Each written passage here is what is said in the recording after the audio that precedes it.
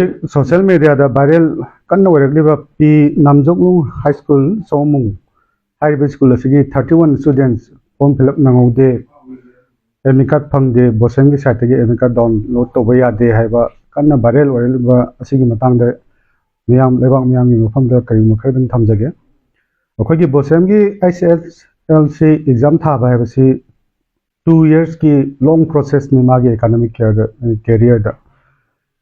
Class 9 tamamatanda ahamba class 9 kaba class 8 pass or matungda class 9 kaba ka koi registration haiba process am lai registration ge 2025 ki paikha thage hai tardi 2023 da registration number ama voter register togadaban high ribe school asigi registration number amta voter register 23 da class 9 maje promotion exam promote tore class 10 da then 2024 da enrollment number haiba um lai class 10 gi adu zum ta laite 9 registration tawdramina 24 registration enrollment tawba matung da 1 year sahi tamam matung da final moige school ge annual exam tawba matung da moige internal assessment mark 20 haibam lai school na thaglakdaba adu ju akoida record lai banati amta adubu hayeng khaktani akoina hojik paikha hauna ba koi kanna ahing tumdagi board ke staff mayam ama hojik pawa handri thengbo okta khoi sujari baje satra mayam ji kadai de soi kadai khot kadai ge kan hona jari bani ado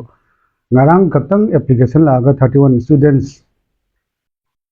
thaba yahan biu na ngarang application puru lai ai samang thena jai school authority ga lo authority da chap saba reason ai pijagram ni moige school authority da 2 years ki process to no mo da kamai lochen do no khoi de already prepared torga district khodimakta loina ma confidential magi sangda barcode everything exam material khoi police station da security yaw na khoi deposit loi tor thamgre madu karamaina khoi na mu manage tawduna 2 years ki data mayam do 1 year de lotion ba khoi gi khudong cha da mayam ama lai aduga tawbuju ya da pot amni process amni aduna bosang gi site gi di asobe current lechade school authority na matam chana